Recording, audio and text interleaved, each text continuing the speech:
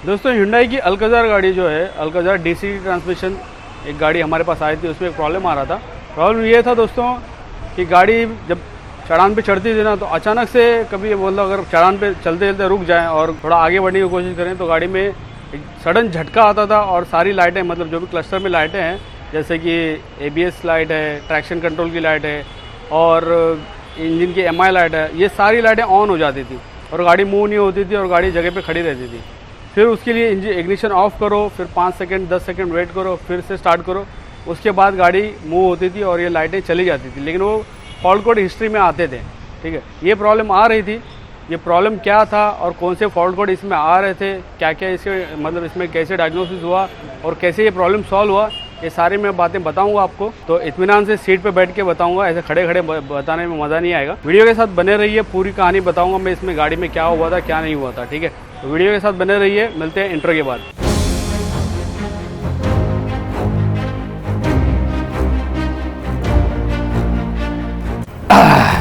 Hello दोस्तों, कैसे हैं आप लोग? उम्मीद करता हूँ मज़े में होंगे। दोस्तों मेरा नाम है मलंग और आप देख रहे हैं मेरा यूट्यूब चैनल ऑटोमोबाइल बेसिक्स। दोस्तों जैसा कि मैंने पहले बताया, ये गाड़ी जो थी Hyundai की अल्काज़ार हमारे पास आई थी।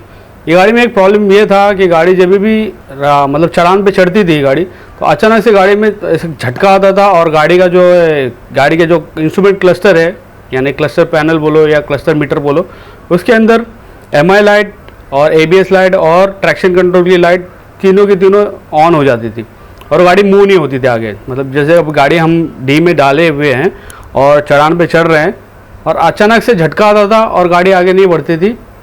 फिर अगर वो उस टाइम पे अगर गाड़ी को इग्निशन ऑफ करके 5-10 सेकंड के बाद वापस स्टार्ट करें और फिर से डी में डालें तो फिर गाड़ी चलने लगती थी और वो सारी लाइट भी चली जाती थी। तो ये प्रॉब्लम था दोस्तों इसमें। इसका डायग्नोसिस का वीडियो मैं नहीं बना पाया क्योंकि हर बार पॉसिबल नहीं होता है डायग्नोसिस का वीडियो बनाना, क्योंकि कस्टमर किसी को अच्छा लगता है किसी को नहीं लगता है, इसलिए मैंने इसका वीडियो तो नहीं बनाया। लेकिन मैंने सोचा इसकी जो भी कहानी है पूरी आपको ऐसे कैमरे पे बैठ के अच्छी तरह से बताऊं, ताकि आपको समझने में ऐसे भी आसानी हो जाएगी, ठीक है।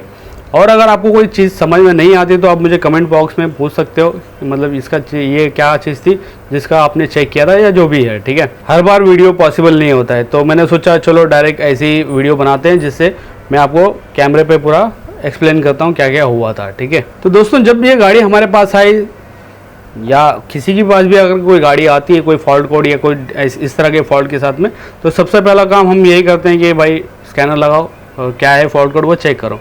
वही हमने किया, स्कैनर चेक किया तो उसमें 2 फॉल्ट कोड मिले। दोनों ही हिस्ट्री में थे, करंट में नहीं थे। वो हिस्ट्री में इसलिए थे क्योंकि गाड़ी का जब हम कभी भी गाड़ी अगर स्टॉप होती थी कहीं पे तो हम इग्निशन को ऑफ कर देते थे। ऑफ करके जब रीस्टार्ट करते हैं गाड़ी को ना, तो वो जो फॉल्ट कोड था वो हिस्ट्री में चले जाता था। अगर उसी टाइम पे ऑफ कंडीशन में ही इग्निशन ऑन करके अगर हम स्कैनर पे चेक करते हैं तो शायद वो कोड जो है फॉल्ट कोड है वो करंट में दिखाता। लेकिन हम लोग ने क्या ऑफ करके मतलब हमेशा जब भी ये प्रॉब्लम आ रही थी तब हम उसको इग्निशन को ऑफ करके फिर ऑन कर देते थे, तो वो जो भी कोड थे वो हिस्ट्री में चले जाते थे। तो इसमें भी हिस्ट्री में दिखा रहे थे। वो 2 फॉल्ट कोड थे। फॉल्ट कोड ये थे, वो फॉल्ट कोड था दोस्तों P2562 turbocharger boost control position sensor circuit और दूसरा था C16308 can wrong message from ECM। ये 2 फॉल्ट कोड उसमें आ रहे थे दोस्तों। इन दोनों फॉल्ट कोड का डिस्क्रिप्शन पढ़ के ये समझ में आता है कि भाई इसमें जो है वायरिंग का फॉल्ट है, ठीक है। तो जैसा कि सबसे पहला डाउट हमको वायरिंग पे आया तो हमने पूरी वायरिंग चेक कर डाली। कहीं से कोई चूहे ने वायर नहीं खाया था, कहीं से भी कोई वायर जला हुआ नहीं दिख रहा था, ना ही कहीं पे वायरिंग में कोई छेड़छाड़ दिख रही थी।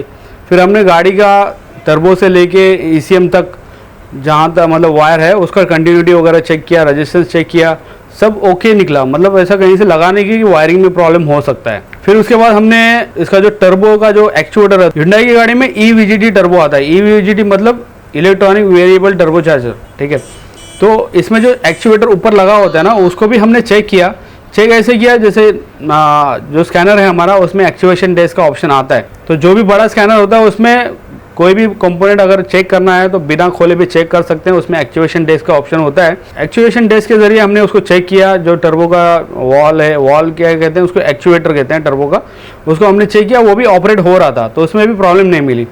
फिर उसके बाद हमने उसका जो एंटी शटर वॉल होता है, जो इनलेट मैनिफोल्ड पे लगता है, कुछ लोग उसको थ्रोटल बॉडी भी कहते हैं, लेकिन थ्रोटल बॉडी नहीं है, एंटी शटर वॉल बोलते हैं उसको। तो वो भी हमने एक गाड़ी का दूसरे से पलटी मार के देखा, उससे भी प्रॉब्लम सॉल्व हुआ नहीं। फिर लास्ट में हम लोगों को डाउट यही था कि भाई या तो इसका वायरिंग है या तो फिर ECM है, दो ही चीज़ पे डाउट था। लेकिन प्रॉब्लम ये थी दोस्तों, गाड़ी जो है थी नई थी, 2023 की गाड़ी थी ये। तो इसमें जो है गाड़ी की वारंटी भी अभी भी थी, गाड़ी मतलब वारंटी चालू थी गाड़ी की। अगर हम इसको वायरिंग को छेड़छाड़ करते या टर्बो क्या कहते हैं ECM को अगर छेड़छाड़ करते तो वारंटी लैप्स होने का चांसेस होता था। मतलब ज़्यादातर हो ही जाती है, वारंटी लैप्स हो जाती है अगर हम बाहर कोई गाड़ी का अगर वायरिंग छेड़छाड़ करते हैं या ECM छेड़छाड़ करते हैं तो वारंटी लैप्स हो जाती है। और वायरिंग और ECM बहुत महंगे पार्ट होते हैं। तो मैंने सोचा भाई ये अगर गाड़ी वारंटी में है तो कस्टमर को क्यों नुकसान में डालें, उससे बेटर होगा कि कस्टमर से बात करते हैं और गाड़ी को कंपनी भेजने के लिए बोलते हैं। तो कस्टमर से मैंने बात की, कस्टमर को बताया कि भाई गाड़ी आपकी वारंटी में है और वायरिंग पे भी हमको डाउट है और ECM पे भी हमको डाउट है। अब दोनों पार्ट हमारे पास अवेलेबल है नहीं, क्योंकि नई गाड़ी है, इसका वायरिंग और ECM मिलना बहुत मुश्किल है, नामुमकिन है। तो हमने बोला कि भाई इसको गाड़ी को कंपनी में ले जाओ और वहाँ पे चेक करवाओ। अगर वो बोलते हैं जैसा भी बोलते हैं वो करिए, क्योंकि गाड़ी वारंटी में है आपकी और वारंटी में जो भी इशू आ रहे हैं वो कंपनी वाले सॉल्व करके दे देंगे। तो दोस्तों इस चीज़ के लिए कस्टमर भी राज़ी हो गया, उसको भी पता था कि भाई वारंटी अगर हम इसको छेड़छाड़ करते हैं तो वारंटी लैप्स होती है और गाड़ी की वायरिंग और ECM जो है बहुत महंगा पार्ट है। तो कस्टमर ने गाड़ी OEM भेज दिया और OEM जिस OEM में भेजा था वो गाड़ी वहाँ पे मतलब अपनी भी पहचान है, वहाँ पे कुछ मतलब अपने लड़के काम करते हैं जिनको हम पहचानते हैं। उनसे मैं कांटेक्ट किया कि भाई ये गाड़ी में क्या है देख लो और बताओ हमको भी क्या है, उसमें क्या मिलता है, ठीक है।